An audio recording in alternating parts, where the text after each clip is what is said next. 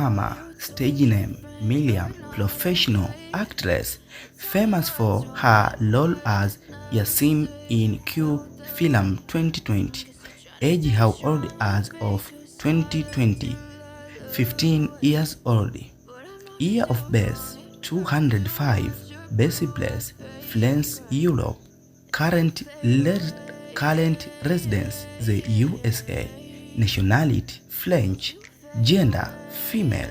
Net worth approx 150 up to 500k USD approximately.